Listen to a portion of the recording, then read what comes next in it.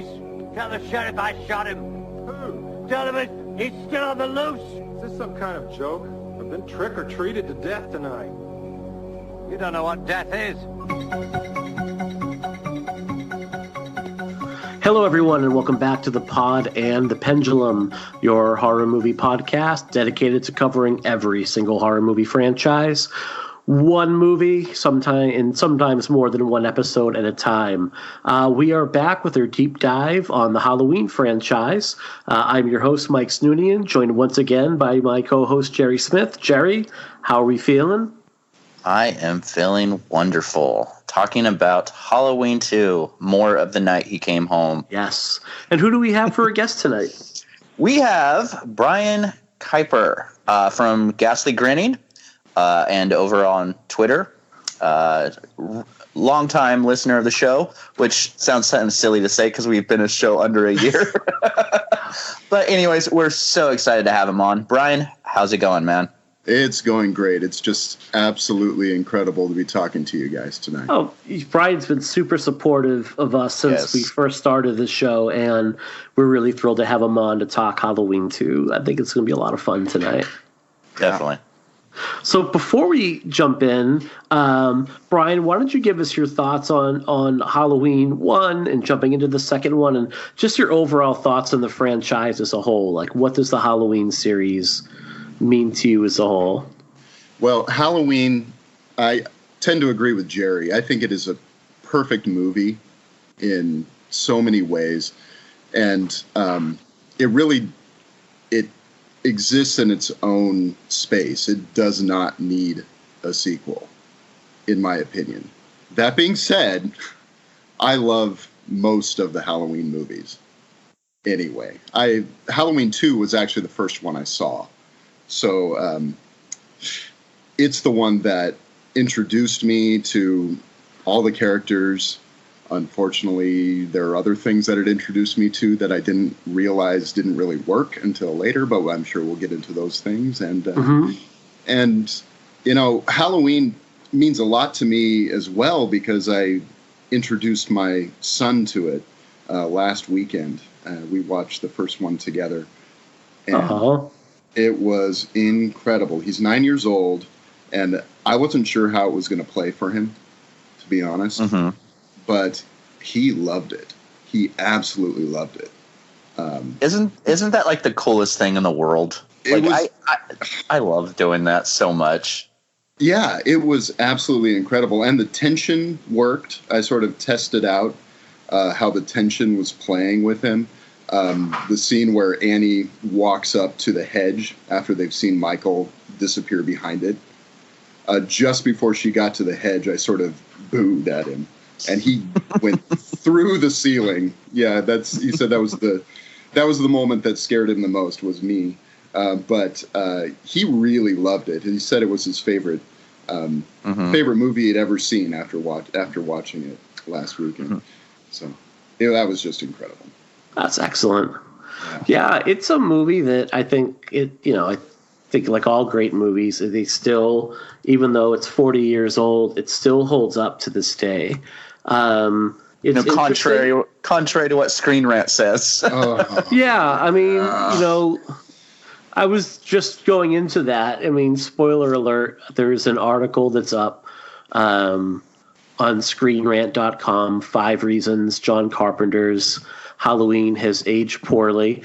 And to be fair, in 5 reasons it's timeless as well. So, and it's one of these articles where you have to click through a slideshow that has a lot of advertisements for it. And it's really, there's not much to the article. It's like one sentence on every single thing. It's not the dialogue. The dialogue is borderline awful. Was one of the ones. And to be fair, I mean, that would be, if you're going to make one argument against the movie, I think you can say that any dialogue of its day, and it's not Carpenter doesn't have the best dialogue. He's not writing for teenage girls. I think you know what I mean? His strengths was in the setting up the movie and the scares and the tension. No, totally. Totally. I agree. Deborah Hill did the bulk of the dialogue for the young women in the movie. And I mean, like, look, PJ Souls was in some classic movies, but she's not exactly Meryl Streep. There's only so many ways you can deliver the line totally before you just want to put an ice pick through your eye. To this day, I think that is the best and the worst drinking game that I ever played when I did drink regularly, was take a shot every time she said totally. Like half an hour into the movie, you're gone. Yeah, must have been just stumbling around at that point. And I think we had said, like, last week, like, you could look at Halloween 1, and if you took out a little bit of the nudity in that movie, you would have a PG-13 movie in 2019. And that's not a detriment to the movie. I think, like, all the setup works overall. So some of the, the other things are saying, like, what hasn't aged well, the mythology. Well, there's really no mythology in Halloween 1. Yeah, I didn't get that one at all. Yeah. It's the mythology happens in Halloween 2 and through 4, 6 5, and is where it gets really 6 is where it gets really terrible. Right. It's they're saying the stalking scenes have aged, and that's the, like, how do you? I don't know how you can make that. That was the most ridiculous one to me, because my son, I pointed out to him the moment the shape is waiting outside of Laurie's classroom.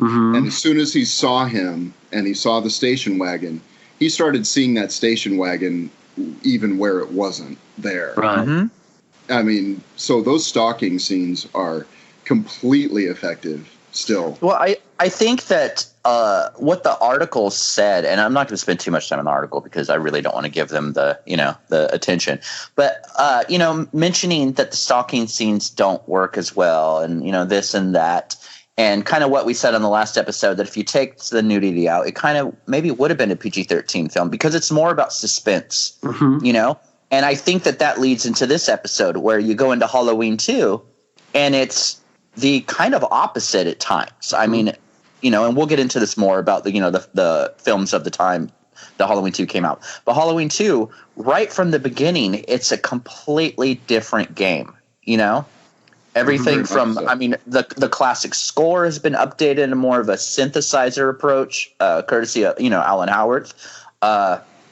There's gore. There's a lot of gore. I mean, even the nudity's a little more in your face. Right from the beginning, it is a continuation of the first film. Like the tagline says, more of the night he came home. But in a lot of ways, even though it takes place the same night, it's a very different film. Absolutely. In starting with, let's talk a little bit about the genesis of Halloween 2, because we're still at an age, late 70s, early 80s, where even when you have a successful movie, it's no guarantee that a movie's going to be sequelized, let alone become a franchise with 11 entries in it. It seems weird nowadays where it seems like all that anyone is really interested in is, creating their own intellectual property or adapting intellectual property where you can get at least 3 movies out of something. Like if you have something where you can't get at least 3 pictures out of it, no one's interested in making it.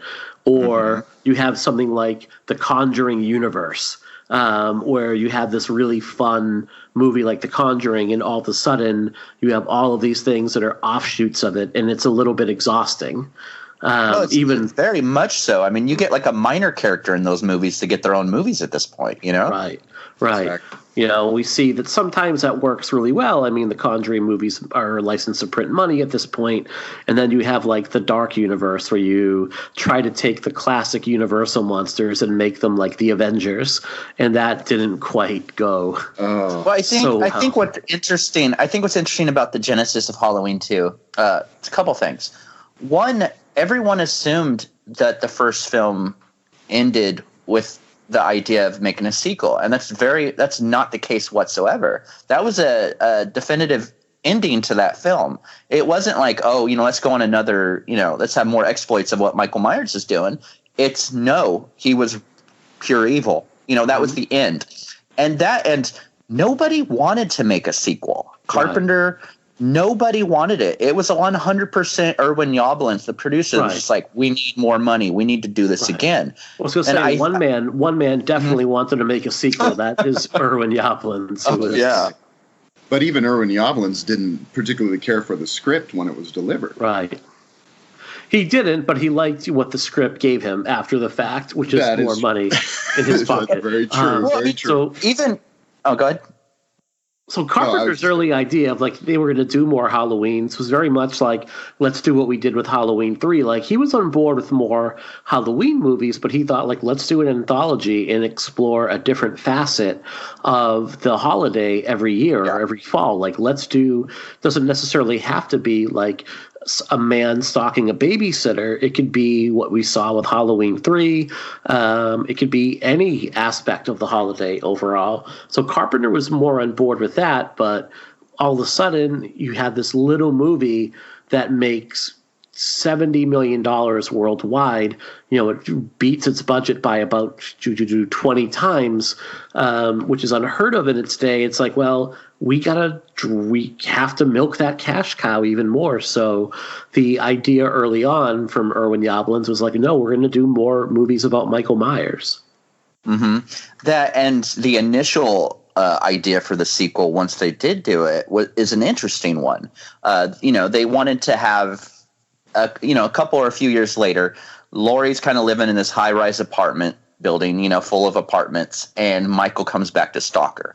Which, I mean, if you think about it, that's kind of the plot of Someone's Watching Me, the John Carpenter film. Mm-hmm. So it's kind of interesting to watch Someone's Watching Me and then kind of read over the genesis of what Halloween 2 originally was going to be. But I do think it's very interesting that they kind of went the direction that they did, which is, a lot of sequels, it does take place a little bit after. But I've even since childhood, I've always found it incredibly fascinating that Halloween 2 ends the moment the first film begins, the moment the first film ends. And I think that's really unique. Mm-hmm.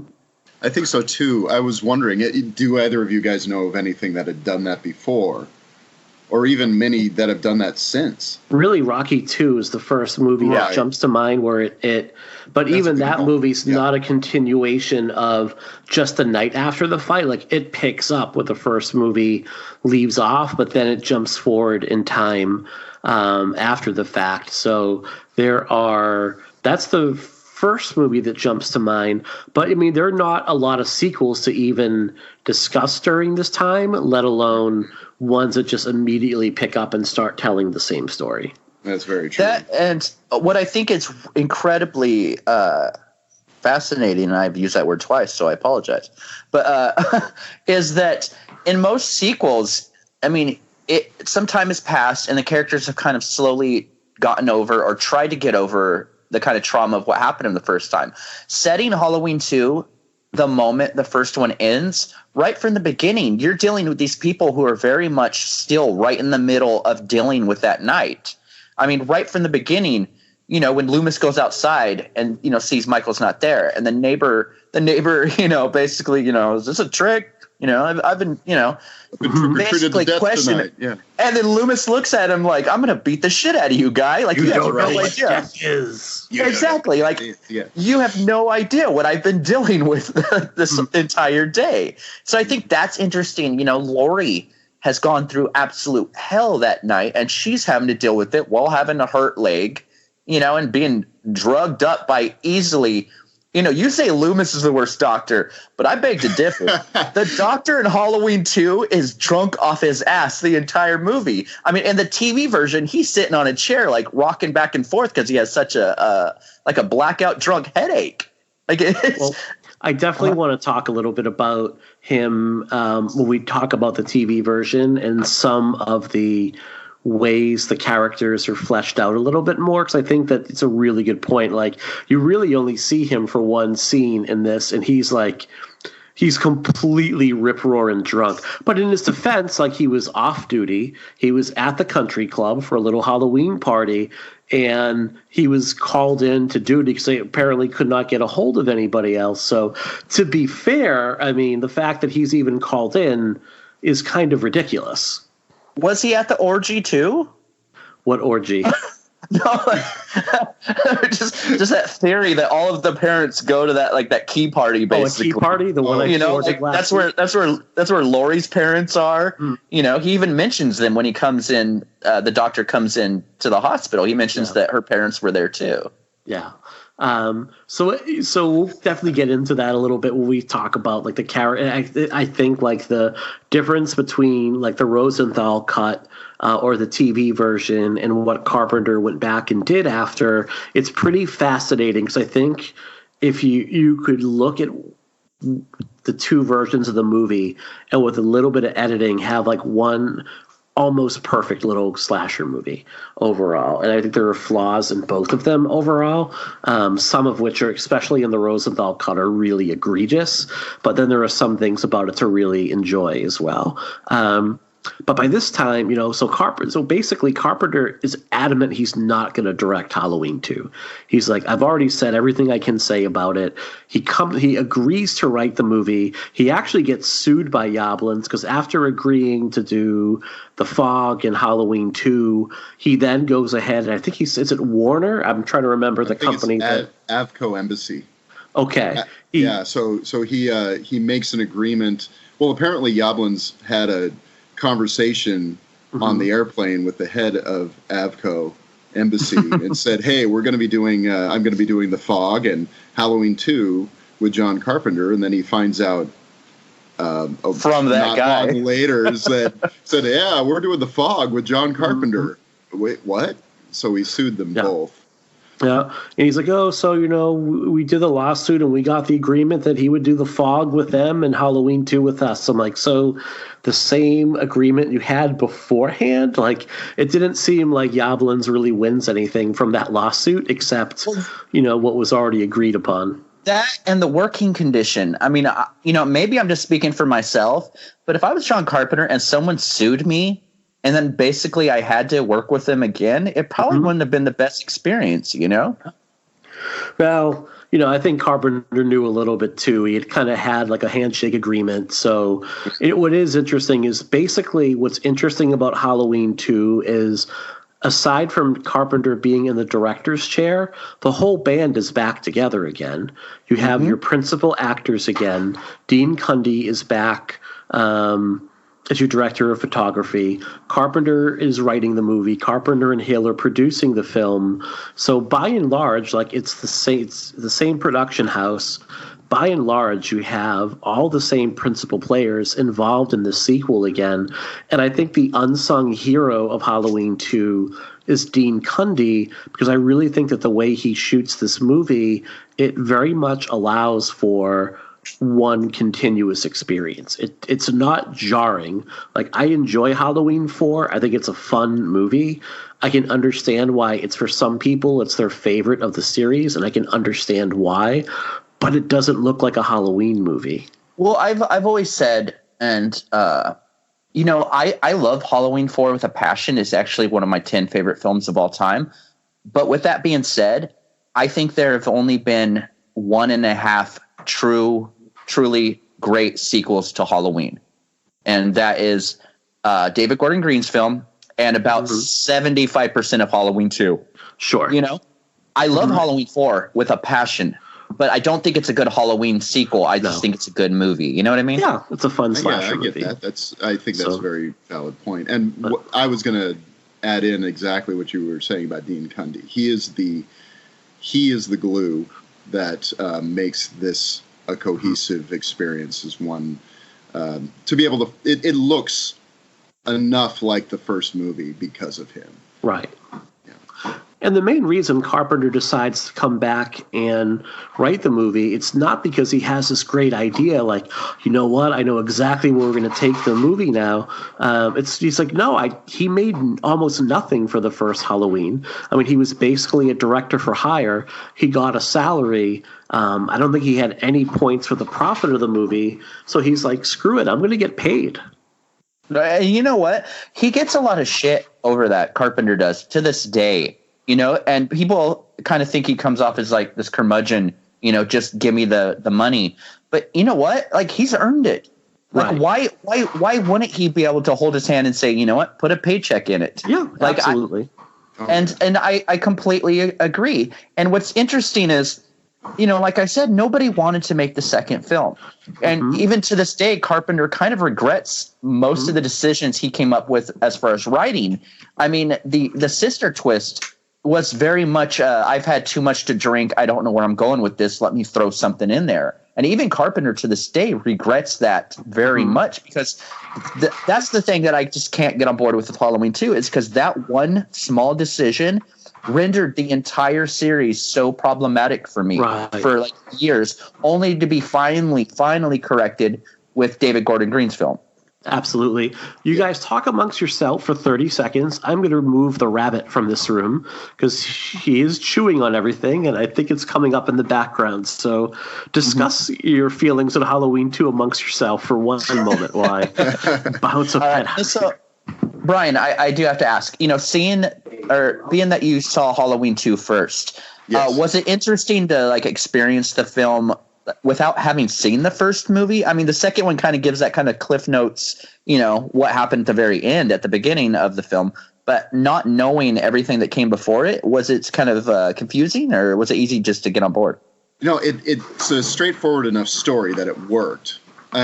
We didn't need, really, Loomis in a lot of his dialogue fills in some of those holes. I was his doctor for 15 years. He killed his sister. All these things that we knew a little of the mythology going into it. I think we knew about him killing his sister, and then coming back to coming home to kill again. So there wasn't. As I recall it, we were just able to follow it. And honestly, the movie Halloween 2 is a decent slasher movie. So it follows a lot of the same tropes of any slasher sequel, that you don't necessarily need to have seen the first one. Yeah. Like if you're talking Friday the 13th Part 2, you don't necessarily have to have seen Friday the 13th to follow it.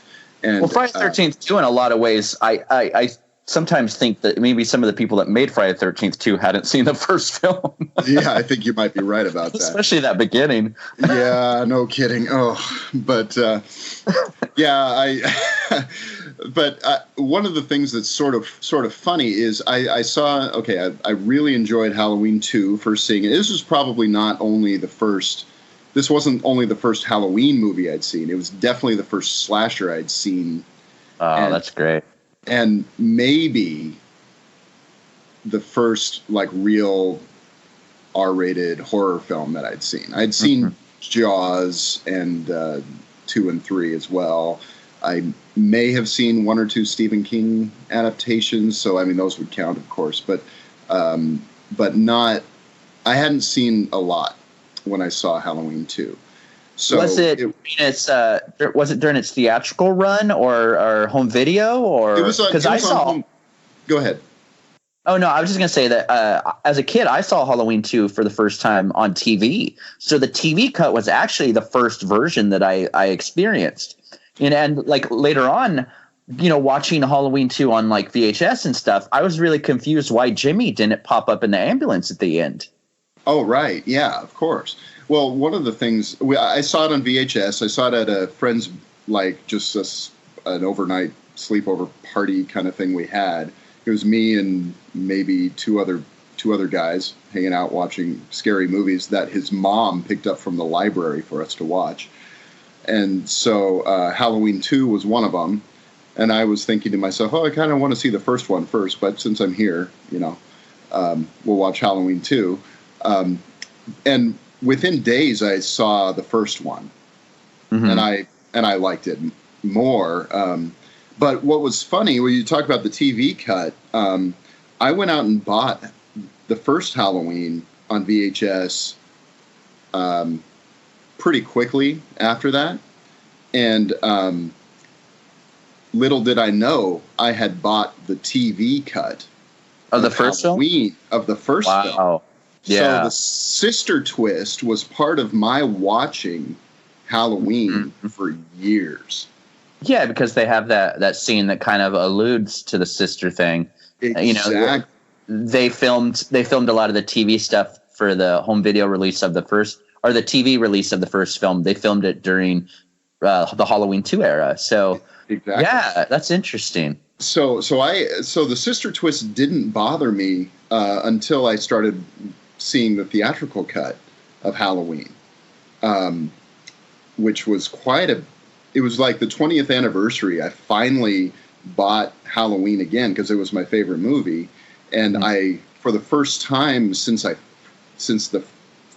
first time I saw it, I actually saw the theatrical cut and was confused as to why certain scenes were missing and other scenes were extended, and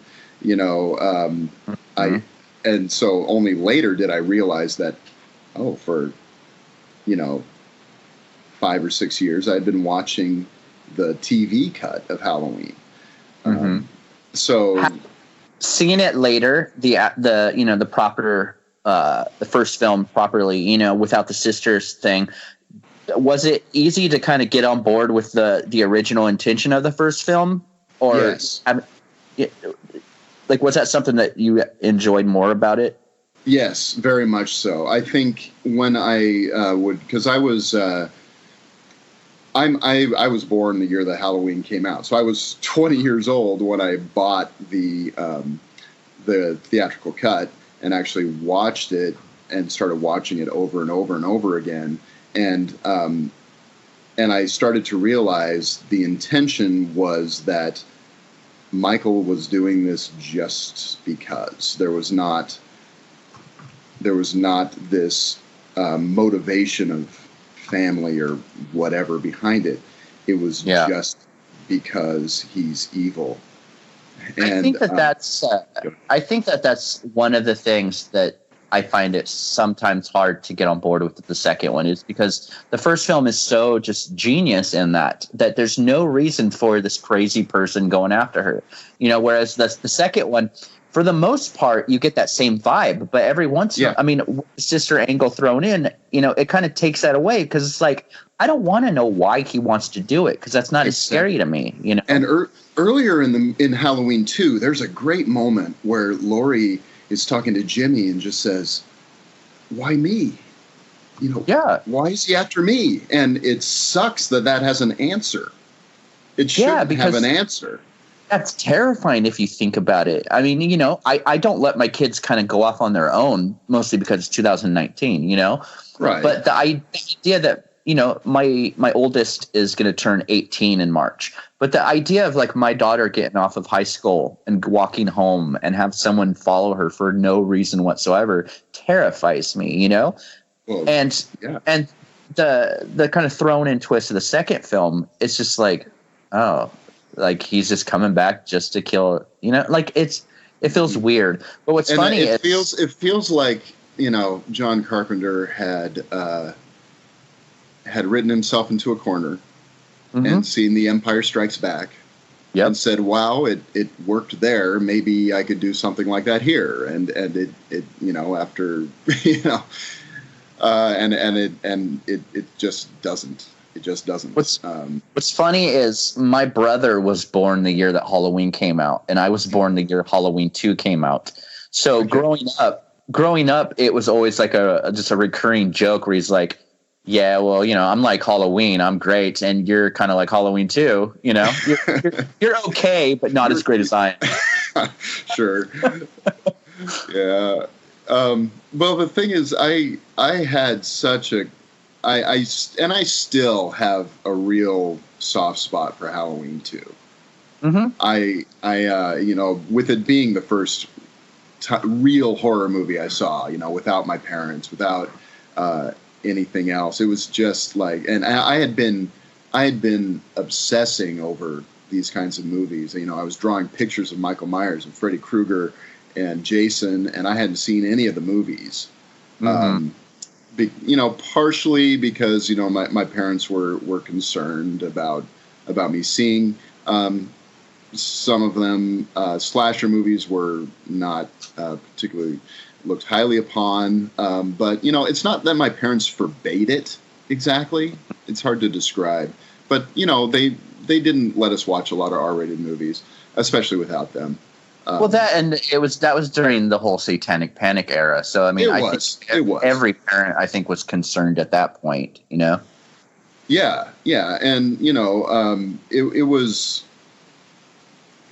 you know, but when I started being able to see them, they never forbade me from seeing anything.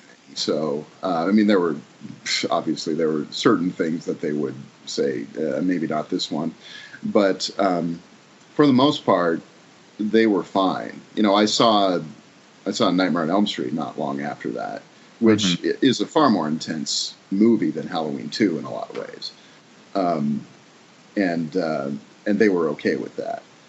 So, but yeah, like I said, though, Halloween 2 really I have a soft spot for it. I enjoy it still, even though there are things about it that just bug the hell out of me. I think some of the greatest movies are like that. You know, like I have fundamental issues with Halloween 2. With that being said, I enjoy the hell out of it for the most part, you know? And it's kind of like what we were saying a little while ago. I mean, very few sequels have even returning tones or themes to them, let alone almost an entire creative team. I mean, you know, not just Dean Cundy, but Carpenter and now Alan Howarth helping out. You know, Jamie Lee comes back. You know, Nancy Loomis comes back for that cameo, even if it's just Annie's dead body. You know, Charles Seifert comes back. You know, you have all these people from the first film to where it feels seamless between the two. Even the nurse from the first movie. Exactly. And I think that's one of the elements that makes it incredibly easy to get on board with the second one right from the beginning. There are very few things that take me out of it. And other than the sister one, the only thing that I just find myself like going, what? When I watch it is seeing Dana Carvey just stand around for like a scene or two. What? He's one of the paramedics, I believe. He's one of the paramedics. How did I miss that? He's the newscaster lady. He's her assistant. He's wearing a blue trucker hat. Yeah, that's Dana Carvey. No, what? How many times have I seen Halloween 2 and never known that? That's amazing. Well, growing up, I was always like a kid that watched the entire credits because, I mean, even from a young age, you know, I was so just enamored by filmmaking that I just wanted to know everyone. So, I mean, as someone that grew up loving SNL, like the first time I saw Dana Carvey's name in credits, I was just like, what the hell is going on? What's interesting too at this time is how the shift of the movie. This is very much a Loomis movie and less of a Laurie movie. Yes, by this time they were almost very lucky to get Jamie Lee Curtis to come back because by this time now, you know, she'd done The Fog, Prom Night, Terror Train. She was starting to get, you know, in a lot more movies overall, and she was, after Halloween 2, going to leave horror behind for a long time. I mean, really until H2O, she's really going to leave genre films behind at that point. So she comes back. She has a horrible wig, which is one of the things everybody talks about. But the other thing, like, no one ever talks about is, like, what accent is she doing in this movie? Like, it sounds like she has a mouthful of syrup every time she delivers a line in Halloween 2. It's so weird to me to hear her speak. I've always thought it was because of the crazy medication, because I don't know if you guys have been on Dilaudid, but I have after like a really bad injury. And that's basically what they put on the market when heroin was made illegal by the medical community. So, I mean, after a lot of trauma and pain, if you're on Dilaudid, like you sound like basically like Laurie sounds in Halloween 2. So that's always where my mind went with it. I've always thought that Laurie just doesn't have a lot to do in this movie. Right. And this viewing, it made me realize it seems that Deborah Hill just had less to do with the creation of the script this time around. Because I think if she had Laurie, we might have it be a little bit more Laurie's movie and a little bit less Loomis's movie, like more like the first one. But I don't know. That's just a theory. There's also subtle differences just in the execution, and I don't just mean the difference between directors of Carpenter and Rick Rosenthal, but the worst that we got as far as like really asshole male characters in the first one was Bob just making really stupid, inappropriate jokes. But the character of Bud in Halloween 2, even as a kid, incredible. He is a misogynistic piece of shit. Yeah. And even as a kid, like that just didn't sit well with me because it was just like, how does this guy have a job? Like I remember being like 7 and 8 asking my grandma that. Like, what did someone fire him for that? She's like, oh. Amazing grace, come sit on my face. Don't make me cry. I need your pie. But why don't you just shut up? He was the guys in junior high and high school that I knew that had these really great girlfriends, not just like pretty, but really nice girlfriends. And I would just ask, why are you with this asshole? Mm-hmm. That's what it felt like watching it this time. Bud just reminded me of all these guys that it's like, why do you put up with someone treating you like this? I don't get it. Well, probably because the hospital has to have at least a couple employees. Right. Jeez, it was, yeah. This is an empty hospital. It is. Yeah. There is nobody there. Every employee of that hospital was probably at that orgy. So yeah, it's interesting because Jamie Lee has the one thing she does in the last act. You get to see like how resourceful Laurie Strode is again, and how resilient she is again overall. That's like the one thing that the movie really has going for it overall in terms of like Laurie's participation in the movie. One thing before we even get to like we haven't really even spoken about Rick Rosenthal and what he tries to do with the movie and how successful that is. What I think Halloween 2 does really well is it captures the spirit of Halloween night better than the original Halloween does. Oh yeah, definitely. Yeah. Everything from Ty Mitchell and the razor blade in his mouth. Exactly. You have the urban legends of like, you got to check your candy or someone's going to put razors in it, to just like, I think there's like, it's more festive overall.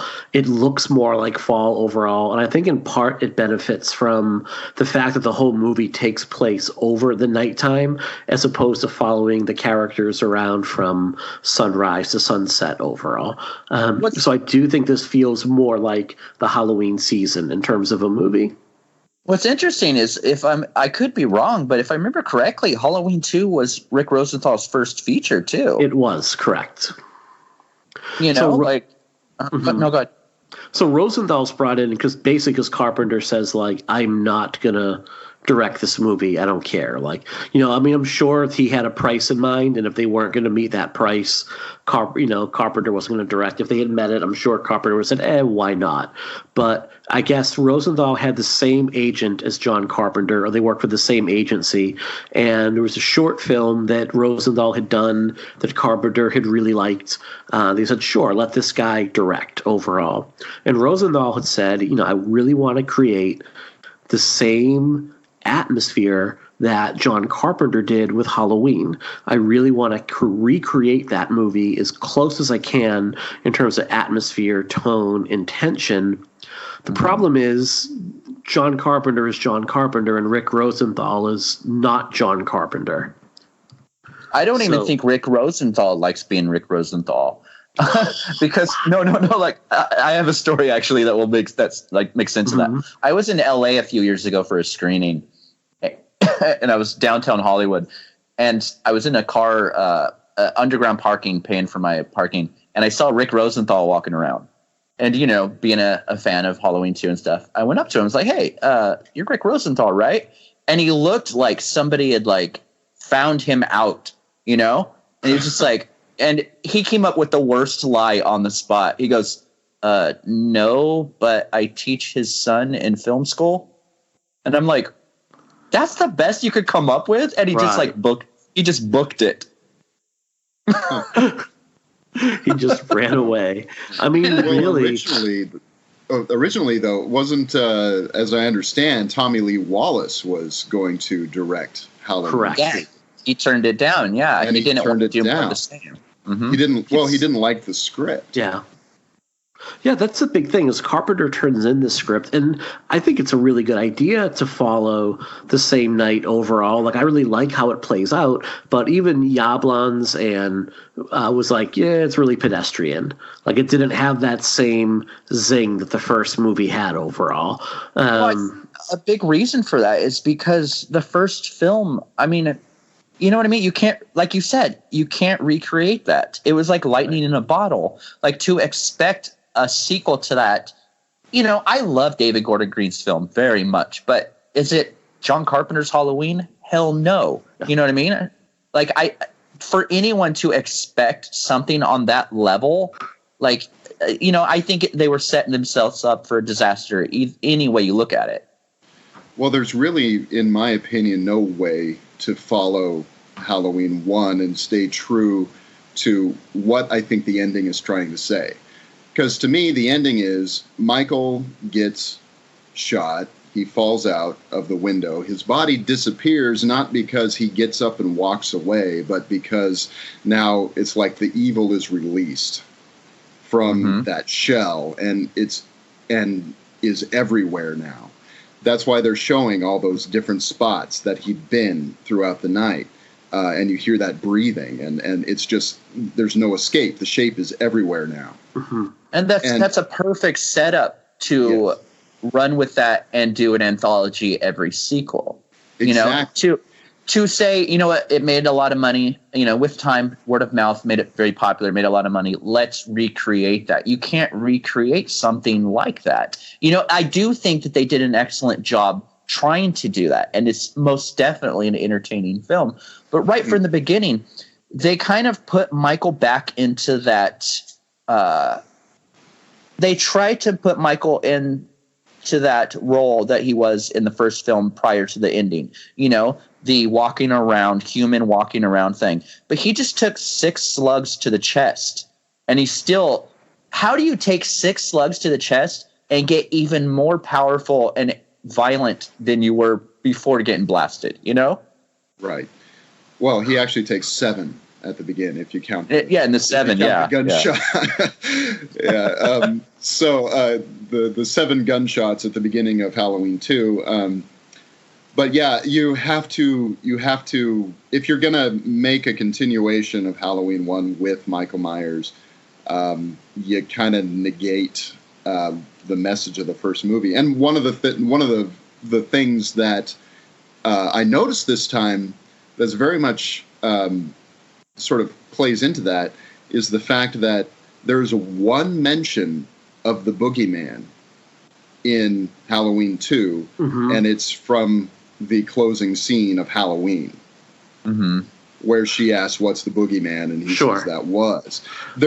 So it's like Michael's no longer the boogeyman; he's Michael Myers now. Well, I think that's in part too, though, because there aren't any children in this movie. Like, the boogeyman is very much a concept that's going to be familiar to young children, but you're not going to have, you know, number one, like, most of the people in the hospital never even realize that someone is in there stalking them.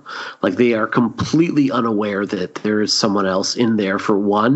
So they wouldn't even know what they would be speaking of. But also, like, even if you're aware, like, if you're a grown adult, you're not going to be referring to, you know, Michael Myers as the boogeyman. But that does raise a good point. Like, this is no longer the shape. This is Michael Myers. Well, that, and I think another reason that maybe Halloween 2 suffered is because even thematically, it's a very different film. The first film, in so many ways, is about pure evil killing innocents, you know, whether it's there's teenagers being murdered by evil, you know, Tommy and Lindsay being stalked by evil, where you come to the second film and it's like adults in a hospital, you know, like, it's fun, but at the same time, like, you know what I mean? Like, any movie can kill off adults. It's not scary, but any kid or teenager being stalked by someone, like, that chills me to the bone, you know? Yeah. So I think the big difference overall, and I think it speaks to Carpenter's commercial instincts overall, the big reason Halloween 2 is such a dramatic shift in tone and just in terms of the violence of the movie and the gore of the movie, where violence and gore really replaces the tension and suspension, is it speaks to Carpenter as a commercial filmmaker. Because Halloween is launched, it makes a ton of money, and then after that, the floodgates open. You could say like Black Christmas is maybe the first real slasher movie overall, but Halloween is the movie that really kicks off that trend. And by 1981, you're seeing movies like My Bloody Valentine, The Prowler, The Burning, Dead very and much Buried. the Savini era. Exactly. And you have two movies called Friday the 13th, Part 1 and 2, where the special effects and the kill scenes are what are front and center. Halloween as a series has never been about the kills. Like, it's not like the Friday the 13th movies where, someone getting an arrow through the neck is the highlight of the movie. It's not like the Nightmare on Elm Street series where you have these really imaginative kills overall. Halloween, when it's running at its peak, is really about the tension and suspense overall. But Carpenter sees what's going on during this time period and says, like, what I did in 1978, that's not going to put asses in seats in 1981. And he might have been right. I mean, if they had done the Rosenthal cut and that went to theaters, like, you might have seen like people stay away from the movie, like, it's just not scary. I almost feel like in a lot of ways Carpenter had the mentality of like, you know what? There is no way that this is going to turn out good, so I'm going to make it turn out profitable. You know what I mean? Yeah. And, I think it backfired on that opinion because, to be honest, I think it's pretty damn great. Minus my little, my little issues with it. It's a fucking fun. It's a great movie. It is. But the thing is, Carpenter looks at the Rosenthal cut, and Jerry, I saw you tweeting the other night saying like you were watching the TV cut, and that's the version I grew up on. And Brian, it very much sounds like same thing for you as well, because that used to play when I was a young kid. That used to play on Halloween week, like nonstop on the local, like Channel 56, the local UHF affiliate. That played like 3 or 4 times every season. Honestly, I'm not sure I've seen the TV cut. Mm-hmm. I've only seen because I saw Halloween 2 on VHS initially. Mm-hmm. And I grew up with the TV cut of 2. Yeah, I did grow up with the, like I was telling Jerry earlier, with the because I bought it on VHS, not knowing that Halloween 1, I had bought the TV cut. So I watched the TV cut of Halloween 1 many times without realizing it. And but I'd only ever seen the theatrical cut of Halloween 2. And when I watched it in preparation to talk with you guys, I only had time to watch the theatrical cut. Sure. I still haven't seen the TV cut. I still haven't. I have it because I have the I have the wonderful. I have the Scream Factory whole set. So so I've got it in there. I was planning on it. I just ran out of time. Please watch that movie as soon as you can. I will. It's a trip, to say the least. It's interesting just for the dubbing alone, like Bud's dubbing alone, for whenever he curses is hysterical because it's just so obvious and bad.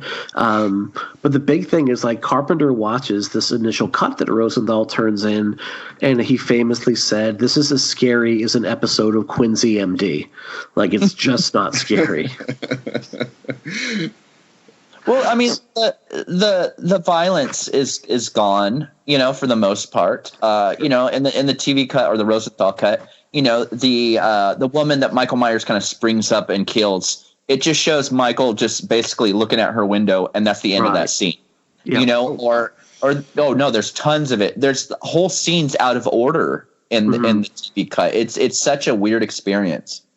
Yeah, there's like suggestions that perhaps like the nurse that he impales from behind maybe lives in the TV cut. But the big thing is like the way the movie is edited, it's very much like the template for what the MPAA does with the later Friday the 13th movies, where like you get maybe one frame of violence and then it cuts away like very, very quickly to the point where it's disorienting and distracting because you can't quite figure out what's going on. And, you know, the original Halloween movie is not a graphic, gory movie, but there is real violence to the kills in that movie that is part of what makes them so upsetting. Like PJ Soul's character in Halloween getting strangled is upsetting to watch.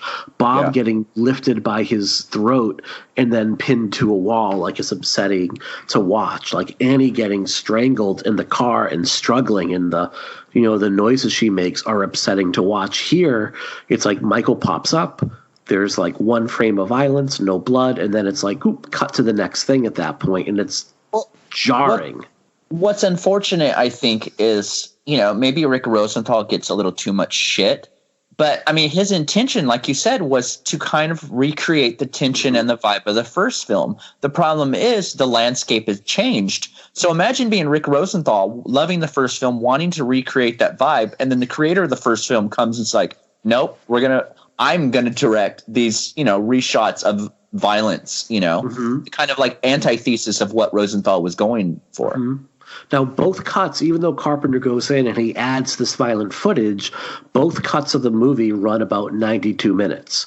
And the problem with Carpenter's cut of the movie, one of the things Rosenthal, I think, did pretty well when you go back and you watch his cut, like the hospital staff gets a lot more time to develop in that movie overall. So you were saying, Jerry, earlier about the drunken doctor in the movie.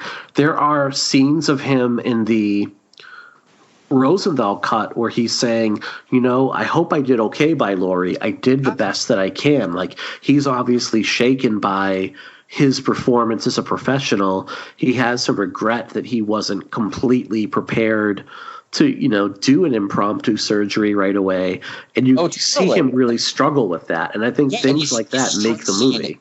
He's stressed in that cut. He's sitting down questioning, like you said, he's stressing over whether he's too drunk or not to do basic stitches, And I feel like those little moments of the TV cut or the Rosenthal cut, I think makes the film even better because you get this character development that you don't quite see in the theatrical. I think where the Rosenthal cut or the TV cut really suffers is its editing. Like the security guard, looking, in the rooms, before he gets killed. Out of nowhere, you'll see a cut of Michael walking from earlier in the film, or like, the end where Laurie's like crawling and you see Michael's face. That is put very early on in the TV cut out of nowhere. Like the editing is that really pulls me out of it. Yeah. The other thing that's really weird too, like the character of Jimmy and that the biggest difference in the movie is the fate of Jimmy. In Carpenter's version of the movie, it's implied that Jimmy dies from his injuries. When he slips in the pool of blood and he has that concussion and then tries to leave, it's implied he dies in his car. In the TV version, and it really changes the tone of the ending of the movie overall.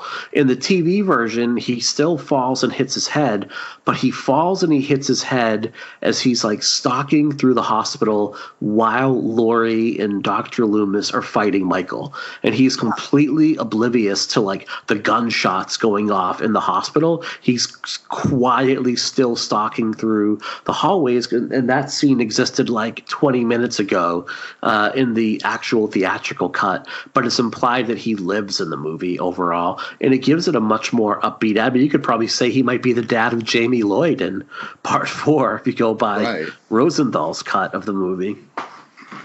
See, that's actually seeing Halloween 4. That's what I kind of assumed when I saw Halloween 4. So it's easier to think when you watch the TV cut, the Rosenthal cut, because we do have that ending where Jimmy lives at the end. Laurie's in the ambulance, and at the theatrical cut, she's in the ambulance and she kind of sees the body and she's freaking out, but it's dead. In the TV cut, Jimmy just kind of pops up, and she's like, and then it's like a happy ending, and the song starts. Yeah, I've seen that scene on the Blu-ray. So I've seen the alternate ending that was in the TV cut. So I know I get what you're saying there. And Jimmy living completely changes the tone of the ending of the movie overall. Like Laurie being silently wheeled out onto the ambulance and then driven off on her own at the end of the movie, especially when you consider, either H2, not really H2O as much, but David Gordon Green's Halloween, how damaged she is 20 years. And I know that Halloween 2 is cut from the continuity at this point. Like it's no longer really exists in the timeline, but I think that like the ending of Halloween 2 establishes the tone and the character of what you see with Laurie Strode in 2018's Halloween. Well, there's this idea that, if you really think about 1 or even 1 and 2 and then the David Gordon Green film, she kind of had to deal with this trauma for 40 years by herself, she had failed marriages and everything else. Whereas like the TV cut of Halloween 2, they're almost like smiling, like, yay, we did it. Like you would almost imagine them like hopping up and giving each other a high five. And then, the screen pause, Right. Like it's very different. Yeah. Yeah. Oh, absolutely. I definitely agree with that. But like Jimmy, he goes out like such a chump in the theatrical movie. I mean, it's just like slipping on Nurse Al's pool of blood and then like dying from a concussion in his car when he could just about get away. It's a really mean, and I think it speaks to Carpenter's nihilism as well, because Carpenter is not one to shy away from very depressing endings overall. And very depressing fates for characters. You could also tell that, I mean, like you said, the absence of Deborah Hill for the most part. I mean, she was involved, but I don't think she was involved as much because the first film, one of the things that I've always identified with it is how likable the characters are and how relatable they are. Whereas in Halloween 2, even I find it hard even identifying with Laurie. Because like I said, she's just kind of there. Nothing really happens, and in the theatrical cut, Jimmy is not really fleshed out that much, so you really don't even care about him. Like I can't think of a single character in the second film other than the poor girl who was just on the phone with their friend before Michael leaped up and butchered her that you actually care about. Well, you do. There were some. Go ahead. You do get a bit of that in the Rosenthal cut. You do get more development of the characters, like Nurse Alves in particular. She's not just this really kind of like Nurse Cratchit type of nurse at that point. Like you can see how serious she takes her job. You can see how much care she has for the patients overall. Like, and you can see her be more of a mentor to the people that work underneath her than more of a taskmaster. So I think no, I was just going to say that and her annoyance with Jimmy is fleshed out more in the Rosenthal cut as well. Because in the theatrical, Jimmy comes in, talks to Laurie, and the nurse kind of snaps at him. Whereas in the Rosenthal or the TV cut, he kind of keeps coming in the room repeatedly back to back. Until finally Nurse Alves is like, dude, get the hell out of here, basically. Right. Yeah, and that's one of the things that in this watch I thought, well, why don't we know her character better? She's one of the more I don't know. She has a more interesting role in that movie that never seems to pay off in the theatrical cut. It seems like Jimmy is used very little. The characters that you actually really enjoy being around for any length of time just don't seem to have that much time in the movie, whereas someone like Bud seems to have more than he deserves. See, I love Bud. I absolutely love the character of Bud. I I just think that he's a riot. I mean, the Amazing Grace comes in on my face. You know what? Or in the TV, that still makes come show me your face. Yeah, it's and he's quick-witted, and I think he has one of the best deaths in the movie because it's one of the few deaths where there's like no score, there's no stinger to it. It's off in the background while his paramour is sitting in the hot tub and getting ready to get back on the floor. Michael comes up from behind and strangles him, and I love the way that plays out because one of the few deaths in the first two movies where you don't have that stinger to make you jump out of your seat. I really love the way that one is set up overall. Well, and I think that Bud's death to me is the one death in the film in Halloween 2 that kind of harkens back to the first film's approach. Mm-hmm. The first film, it was more about getting rid of the people, kind of pranking them and getting rid of them. Mm-hmm. Whereas the second film, in a lot of ways, to me, it feels like a Friday the 13th film. I mean, you get Michael shoving a syringe into someone's eye. Yes. You know what I mean? It's that shit didn't exist in the first film. Mm-hmm. So I think that's another thing, and it is a product of its time. I get that. But Bud's death, especially, I mean, it's just Michael killing him in the background, Right. It's not like it's not the weirdness that is Michael Myers blowing someone up with electricity in Halloween 6. Right. Or throwing someone into a bunch of power lines or crushing their or shoving their face into bars until it becomes mush. Like that whole approach of the first film is non-existent by those films, but there are shades of it in Halloween 2, and I appreciate that. I just kind of wish there were more of those. See, I did watch the two movies back to back this week. I thought I would get like midway through the second one and then kind of crash, but I ended up like being able to watch. And the way, I mean, again, all the credit in the world goes to Dean Cundey and the way he shoots this movie, where it does feel like a cohesive story. And when you watch them back to back, Halloween and Halloween 2, the feeling you get is like a Michael Myers that is getting more comfortable being free, getting more comfortable from no longer being incarcerated at Smith's Grove, and the shackles are off. So early in the original, all the kills in Halloween, they all take place over like really a 15-minute time period. And what you have is someone who breaks free. He kills a truck driver in order to get his clothes, but that's more of a crime of necessity at that point. I mean, he could have easily killed Nurse Marion if he wanted to, but he chose not to. He escaped. And then he spends the majority of the original Halloween movie just getting a lay of the land. Really more than anything else is he's getting a feel for what he can get away with. And by Halloween 2, now he realizes he can pretty much get away with anything he wants, and the shackles are off. And it's a lot like that scene to me. It's like that scene in David Gordon Green's film, that great one-take shot where like he's like a kid in a candy store. He's like, I can kill this person, this person, this person. He just goes bananas. To me, that's the impression I got watching these movies back to back over the past week. Oh, most definitely.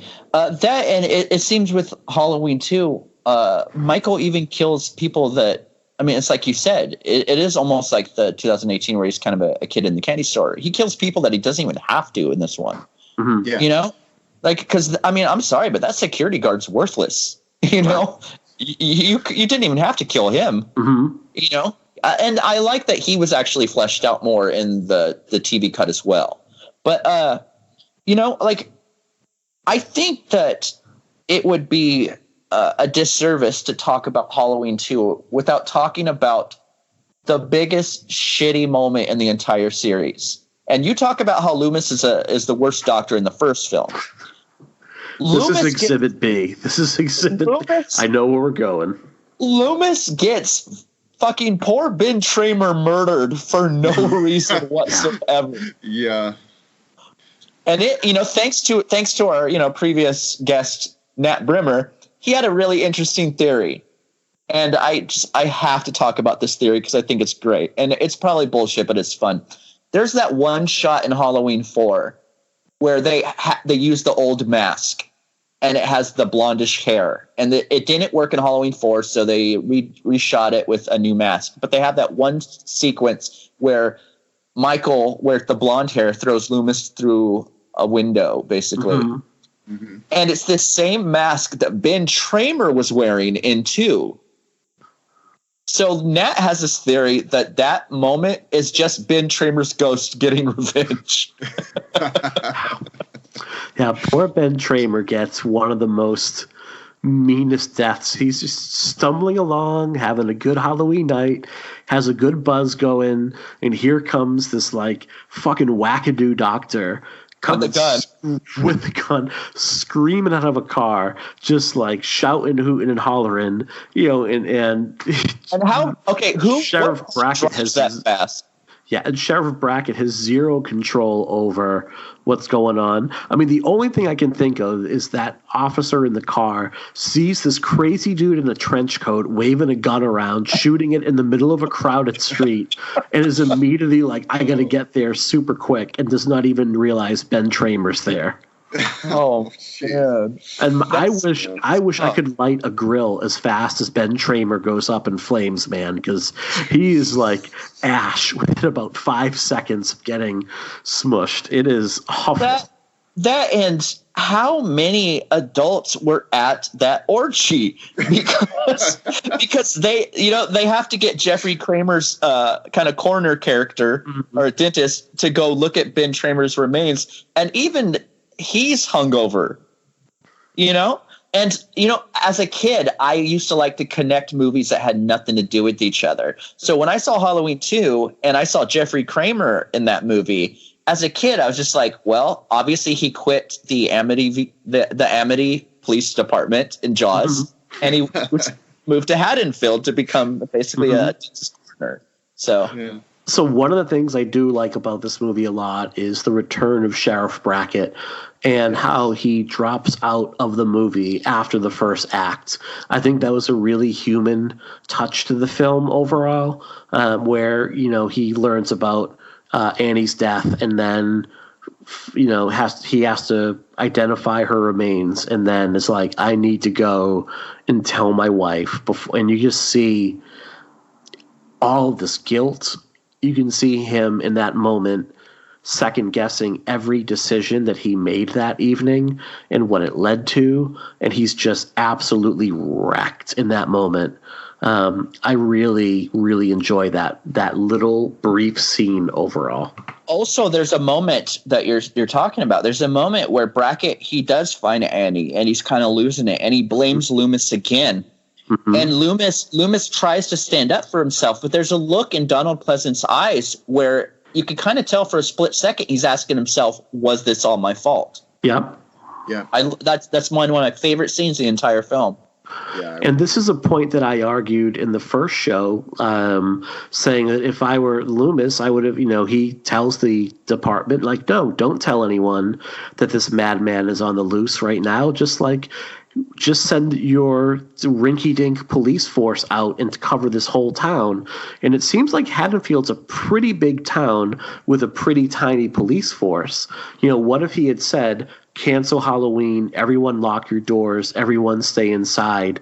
Would Annie be alive? Would that have happened?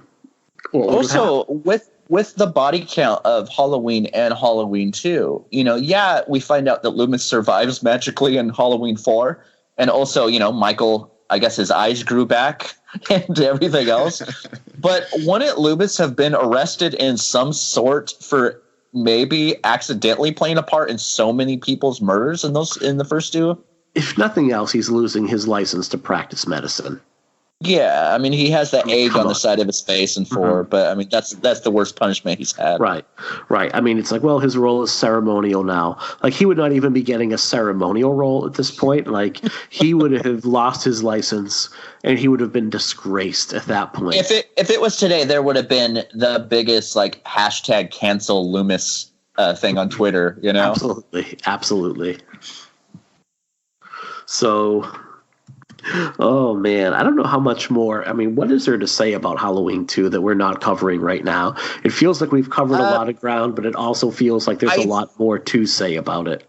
I think that we should definitely discuss, and maybe it's just my love for people that play Michael Myers, but I do think that Dick Warlock brought a performance to The Shape in Halloween 2 that was very unique. And even though I have fundamental issues with Halloween 2, I think Dick Warlock is one of my favorite performers of Michael. Like the way he carries himself, like it's. You know, I think his Michael can be scarier at times because of the way he carries himself. Yeah, I would agree with that. Dick Warlock is, he's a fantastic stuntman, stunt coordinator, and I think he has a lot to offer to that role. And, it's something to say when you're playing such a role like Michael Myers, where it's silent and you are spending most of the movie walking, that to be as effective as he is in this. Well, I also feel like Dick Warlock's kind of an unsung hero in the whole series. I mean, he had a couple roles in Halloween 3 as well. Dick Warlock added a lot. I mean, he played 2 characters in Halloween 2. He was the Shape, and he was also the guy that hit Bane Tramer. That's right, yeah. So, I mean, I definitely think Dick Warlock is kind of underappreciated for his contributions to not only Halloween 2, but the series. He definitely brings more of a physicality to the role overall. In the first movie, like Nick Castle is the Shape. The Shape is more of an idea than anything else. Like he's more of a force of nature. He's something that lives in the peripheral of your vision. He's something that lives in the shadows overall. He's like, did I just see something? But then you don't quite see it overall. In this one, like Myers is much more of a physical presence, and you really get to see him in action. And I think Warlock managed to still keep that like stalking tendency of Michael in play, but at the same time brings that more physical presence to the role overall as well. So I do think that he's phenomenal as the Shape, and he's a lot of people's favorite version of it too. Oh, definitely. And I don't really have too much more to say about the film, but I do have a question. What do you think Michael's intentions were breaking into the school and writing Sam Hain on the wall? Like, is he still messing around with Loomis at this point? Like, is he begging to be caught? Like, why would Michael just be like, hey guys, check this out. This is why I'm doing what I'm doing, I was trying to even figure out when Michael had time to break into the school to do that while I was watching.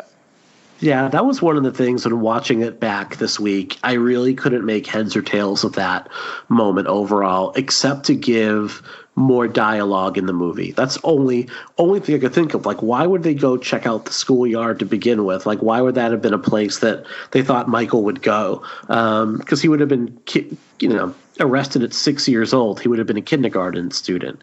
Go ahead. No, I was just going to say, I think that those little things that we don't understand about the film, I think that what they could really be, what really sums that up is, John Carpenter was drinking some really good beer. I think he's interested in some of the origin of evil stuff. So he talks about, like the Druidic fire rituals and things like that, in the car at the end with the nurse while she's trying to say, hey, Laurie is Michael's sister. But that is kicked off because of, the writing in blood on the chalkboard and those kinds of things. So that conversation, I think putting that into the movie doesn't happen unless you have the breaking into the school sequence. Well, it takes away from in my opinion, it takes away from the pure evil, Michael just being evil thing of the first film. Whereas that, like, basically in the second one, by writing Sam Hain and all that stuff, it shows a conscience. It shows Michael as a human being like, you know what? I'm going to take this blood. I'm going to write on the thing to show people this thing. And I really don't think there's that much thought process going into Michael Myers in the first film. No. And to this day, it really complicates. It's what we see in a lot of horror movies that still exist to this day, where you have a great first entry, a very simple presence, and then you go in after the fact and you just needlessly complicate things, and you add a lot of mythology and a lot of backstory and a lot of character motivation that doesn't really need to be there to begin with overall. So Carpenter was certainly not the first person to do this, and I think anyone who watches modern horror movies to this day will agree he is certainly not the last person that is going to needlessly complicate a evil character's backstory to the point where it becomes unrecognizable. And I think Jerry and Brian, to your point, saying like, yeah, he is interested in exploring the origins of evil overall, but between this and between adding that one line, like, oh my God, it's his sister, you all of a sudden have like really taken what made The Shape work so well in the first movie, and done it a great disservice at that point. Yeah, I agree 100%. Yeah, Mm-hmm. I think also in that scene we see the beginnings, maybe the seeds planted of the things that really got complicated and silly, like the Cult of Thorn and things that just really don't work later. Well, what's so interesting to me too is, almost 20 years later or 30 years later, when Rob Zombie has a chance to take a crack at the Halloween series, and he can do anything he wants with it. The gloves are off. Yeah. All he needs to do, as long as it has Michael Myers in it, that's all that they care about. But he can go in any direction. And what does he do? It's his sister. He keeps the sister point of view, and he hammers it. What's funny is when Zombie was interviewed very early on in the process for Halloween, his remake, he was just like, yeah, I don't even know if I've seen the second one. I'm just going off of the first one. It's like, well, obviously you have, because the sister. But I think it was just known. I think even if you hadn't even seen the second one, but you had seen other Halloween movies or haven't ever read anything about them, I think you would know. Although Rob Zombie did grow up in my neck of the woods, and I'm sure he and I at some point were watching miles apart the same Channel 56 Halloween evening screening of Halloween 2. Like, I'm sure some way he saw it. What else is really interesting very quickly is in Rob Zombie's second Halloween, I think, I've only seen that movie a couple times because I just really did not like it. But I loved the opening sequence, which in a lot of ways feels like a remake of Halloween 2. Mm-hmm. Everything in the hospital in that film, I think, is pure gold. It's only when Laurie wakes up and then suddenly she has dreadlocks and is obsessed with Charles Manson and there's a white horse involved that film suffers. But I think that Rob Zombie was able to do basically a really good remake of the second one in that opening scene. And I think that's what works about the second one is kind of what he tried to emulate in that. Yeah. Sure. Yeah. Because then everything after that, and I know we're going to talk about that movie in about 7 or 8 weeks, but everything after that is not a Halloween movie. It's, really, which for better or for worse, like I'm probably going to come down more in favor of that movie overall and what it does. But it's, if somebody were to tell me that, Rob Zombie's Halloween 2 isn't really a Halloween movie, I would be hard pressed to argue against that overall. Like, you can definitely make that argument overall. We mentioned Rick Rosenthal with Halloween 2, and this is such a weird thing to me even still, that Rick Rosenthal would go on to make arguably the worst Halloween film in the franchise with Resurrection as well. Right. Yeah, it's so interesting that you make a movie that's almost on par with the first film in some ways, and then years later you make a film that just is just void of anything that made the original work. And it's funny because before that entry you have H2O, which is directed by Steve Miner, who's better known for directing Friday the 13th Part 2 and 3. When Rosenthal has gone on to have I guess successful career directing television. I love Bad Boys, his film with Sean Penn. I've never seen it. Oh, you would like it. It's kind of like a grindhouse boys in like kind of juvie kind of thing. But his big thing is he's gone on to be like a TV director more than anything else. So, and he is still working to this day, and he's someone you bring in. He can, I guess, bring a TV show in on time and on budget overall, which is, a lot of people can't do. But this movie is successful. Like, it has about a $2.5 million budget, and most of that budget goes to paying Carpenter, paying Jamie Lee Curtis, paying Donald Pleasance, because they were all coming back and they were going to get a substantial boost over the first film. But there's it's basically a very closed-in movie. Like, it almost all takes place in this hospital setting overall. There aren't any tremendously big set pieces except for the explosions at the end. And although it doesn't completely mirror the success of the first movie, it still makes over 25, close to 30 million in 1981 dollars. So it makes 10 times its budget overall. And Rosenthal still doesn't really have a big Hollywood career after this. Yeah. Yeah, I think the next film that he went on to make is that one I'm talking about, Bad Boys. Bad Boys, okay. So this is what Ebert had to say about the movie, and I find it really interesting. So we talk about how Halloween 2 was poorly regarded during its time overall, and I think it's only after a lot of lesser sequels that people go on to appreciate what Halloween 2 brought to the table. So he starts as January 1st. Actually, I think it's dated January 1, 1981, but this is not an accurate date because the movie doesn't come out till the fall of 1981. So I don't know why it's dated that, but whatever. So it's a little sad to witness a fall from greatness, and that's what we get in Halloween 2. John Carpenter's original 1978 Halloween was one of the most effective horror films ever made, a scarifying fable of a mad dog killer's progress through a small town in Illinois on Halloween. That movie inspired countless imitations, each one worse to the last, until the sight of a woman's throat being slashed is 10 more times common in the movies than the sight of a kiss. And then skipping down, Halloween 2 fits this description precisely. It's not a horror film, but a geek show. It's technically a sequel, but it doesn't even attempt to do justice to the original. Instead, it tries to outdo all the violent Halloween ripoffs of the last 7 years. The movie does not have the artistry or imagination of the original, but it has new technology. For those like McCartney who keep records of such things, this movie has the first close-up I can remember of a hypodermic needle being inserted into an eyeball. We see that twice. I don't think that's accurate. I'm pretty sure that had been done before in other movies. And I think Zombie would have been out by then, where you get a wood splinter going through an eyeball, correct? Yeah, so, come on, Ebert. Come on. You can do better. Be better. Get it together, Roger. So, but I disagree with this idea that it doesn't try to do justice to the original.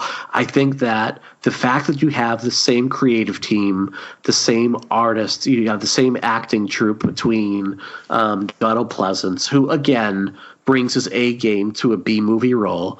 You have Jamie Lee Curtis, who, yes, she does not have a lot to do until the third act, but I think you still see through her performance. And I think, Jamie Lee Curtis really took the role, has always taken the role of Laurie Strode very seriously and held it very dear to her overall. You see how resilient this character is. You have Tundy's. Mm-hmm. I was just going to say, except for H2O. Because originally, Carpenter and Deborah Hill were going to be involved with H2O, and that's why Jamie Lee wanted to do that. But when they wouldn't pay Carpenter what he wanted and he walked away from H2O, Jamie Lee Curtis famously said that, if it's not going to be what I signed up for, at least I'm getting paid. And I think that in a lot of ways, that's kind of Carpenter's mentality with Halloween too. I kind of don't want to do this, but if we're going to do this, let's get the gang back together. And guess what, guys? We're getting paid this time. Yeah, but I love her performance in H2O, and we'll talk about that when we get to that movie, so we're getting a little bit long in the tooth for the evening here. But what do we, the other thing I really love about this movie is how aggressive the score is to it. It's great. Yeah. It's the original film, but with a score, but just much beefed up with a lot more synthesizers to it overall. I mean, there are times where I actually prefer the theme to Halloween 2. There are times where I'll throw that in over the original film's theme. I just love that build to it overall. And then it just sounds so powerful. I love it. I think that Alan Howard's contributions to the series is huge. And I know we're going to have a special episode regarding Alan, but I think Halloween 2 really shows that really good collaboration that Carpenter and Howard had for years. Yeah, I would agree. You know, I'm a musician, music teacher, and so I really appreciate the scores to Halloween and Halloween 2.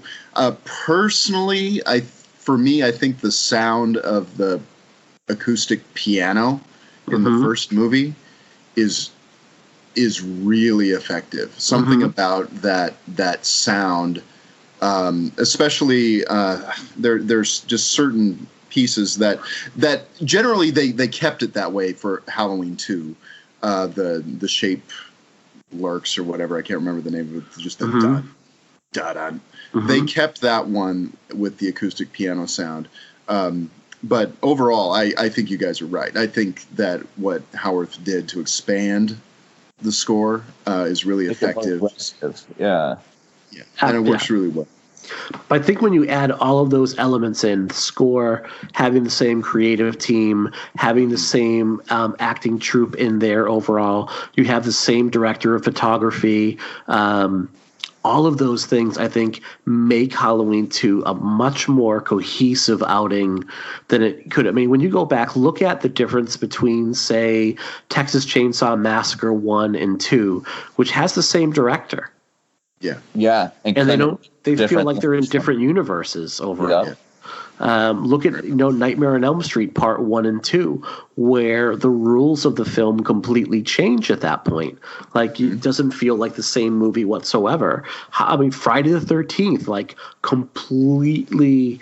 I mean, you go from having like a dead kid that is the impetus for the first movie to that dead kid is now the killer in every single movie that follows, save for Part 5. And takes taxis to kill the people. He's getting an Uber with his dead mom's head under his. The thing about it with Halloween, if you take Mike Myers out of Halloween 2, it's really interesting. You have a really good hospital drama. Hospital drama. You do, yeah. Well, another thing that's nice about Halloween 2 is that other sequels tend not to do, and what you said about Halloween 2 and the taxi made me think of it. It doesn't kill the final girl at the beginning of Halloween 2. We have that's a good point. Yeah, we have Jamie Lee Curtis for the whole movie, and though for the first couple sections of it, she's either comatose or sort of, just not with us, not really with it. When she really gets to do something in that third act, I think she's really great. She's really great, and so having her be the final girl again, and to be so strong and powerful at the end is great. I love that about Halloween 2. So I think we're all in agreement that the worst thing about this movie is the sister reveal, correct? Yeah. Yes, definitely. Absolutely. So worst thing about the entire series. So let's say you keep the other 98% of the movie as it is. What would you have done? How would you have gotten Michael and Laurie to face off again?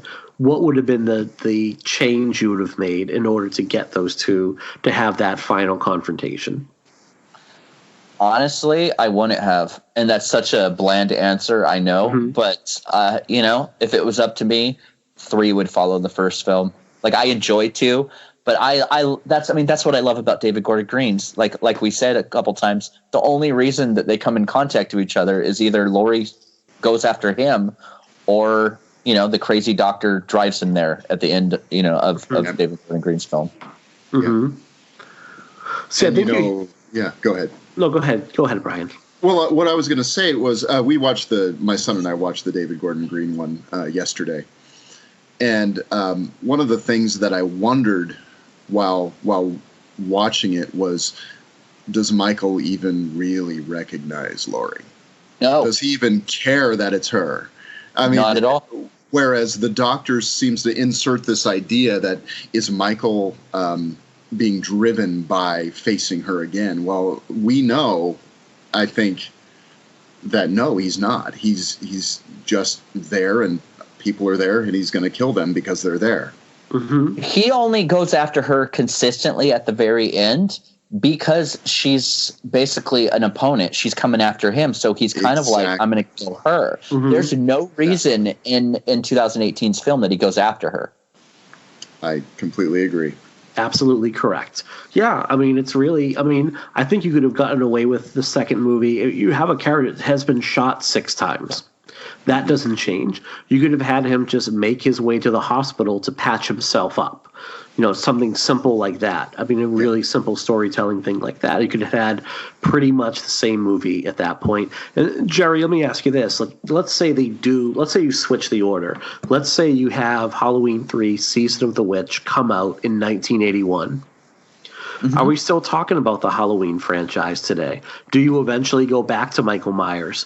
Does Season of the Witch become successful? And part of the reason that movie might not be successful is it took people by such surprise that Michael Myers wasn't in it, because you don't have the internet. You don't have like a 24-hour a day film culture where people are obsessed over it. So people might have walked into that movie thinking like they're going to see Michael Myers, and then they're completely thrown off at that point. Would you have more anthology films? Do you think you could have gotten? Okay. No, I mean, if Halloween 3 had followed the first film and it was successful, maybe we would have gotten a few more anthology films, but in no way would it have been the Halloween series that we all love. And, you know, I have my issues with some of the films, but I just appreciate the hell out of the fact that they exist. Mm-hmm. You know, I will never be a big fan of Halloween 6, but I'm excited that it exists because it also helped push the next film forward and then the next film forward. And, you know, while I don't like the sister angle, I mean, we got Halloween 4, 5, and 6 out of it, which eventually led, you know, years down the road to 2018's film. Right. So, I mean, you know, I think that as much as I have a distaste for the sister angle, like I said, it moved things forward. So, I mean, I appreciate that aspect of it. Right. It was interesting, and I think that if Halloween 2 doesn't come out when it does, and they do the original idea of having an anthology series, and then not only that, but you don't get Halloween 4, 5, and 6, maybe. You don't have any more films with Michael Myers. I wonder if Carpenter's film is remembered as fondly as it is, if it's not in part remembered as fondly as it is, because everything that came after it never quite got it quite as right again. And it seems like such a simple idea, but no one can quite do what John Carpenter does with it. Take this really easy idea, but create a classic out of it. Well, totally. That, and if you think about Halloween or Friday the 13th, you know, more specifically 2 or 3, or the first Nightmare on Elm Street, if they had just existed on their own, they would have been great movies. But if the rest of the series didn't exist, Michael Myers wouldn't be an iconic villain. Freddy Krueger wouldn't have been an iconic villain if there was just the first film. Right. You know, even though the sequels were lesser, they made household names out of these characters. So, I mean, I give them nothing but respect because of that. Right. Agreed. So I think that's going to wrap up our talk on Halloween 2. So, Brian, you have been contributing to Ghastly, Grinning, run by Ryan Larson, who's been a guest on our show a couple times now. Where can people find your writing and, you know, your whole journey with the genre? Well, there are the best place to find me to talk movies on Twitter is Brian D. Keiper. And the spelling is weird, so it's Brian with an I, D, and then Keiper is Keiper. And yeah, so that's the best place to find me to talk movies. And I've got if you look at my profile, you can see where to find me on Letterboxd. And I hope to be able to keep writing reviews for Ghastly, Grinning, and we'll see where things go from there. Excellent. And Jerry, you have been crazy busy lately. So what are some of the writing projects you got working on right now? Where are we going to find you next? I am currently insanely busy. And while I'm extremely stressed by it, I'm so excited. You know, I just interviewed John Carpenter about his new Joker comic, which was such a huge thing. This week I'm chatting with Joe Hill about his new comic. You know, I got that. I work on a couple film projects that I'm so excited about. One of them, I'm writing a feature for a director I really like, but I can't really say much about that. But yeah, so much is going on. So excited. But I'm mostly excited about this whole series of shows. So everyone that's listened, thank you so much. We have 1 million Halloween episodes coming up. We have so many different awesome guests. A couple curveballs that maybe you wouldn't expect to be on the show, but they're going to. Some of them having to do with the music of the series. Mm-hmm. But yeah, I'm excited. Yeah, and we're going to be back next week discussing Halloween 3, Season of the Witch, which I think has kind of gone full circle from being like underappreciated and then got its just due to now maybe we're giving it a little bit too much of a due overall. Like it's getting like too much love overall. Like, all right, let's calm down a little bit now with our love for this movie. But we don't need 14 in defense of Halloween 3 articles anymore. Oh, no. Most underrated movies to watch this Halloween. Like, no, I think it's rated. I think it's gone past the point of being rated just right at this point. So, yeah. But we're going to have filmmaker Izzy Lee on to discuss her love of that movie, which I'm really excited about. She's been a good friend of mine for, like, Jesus Christ, 10 years now. So we'll be back next week, listeners. We hope you're enjoying what we're doing with the Halloween series. We are knee-deep in the spooky season. Like, for me, it has been haunted hayrides and corn mazes with the kiddo, but I have not been able to get to that one really good, like, adult scary haunt. And I'm worried that by the time I have the time to, the season's going to have passed at this point. So I'm hoping to get, like Sheriff Brackett says, everyone's entitled to one good scare. That's what I'm hoping for the next week. So until then, have a great week, everyone.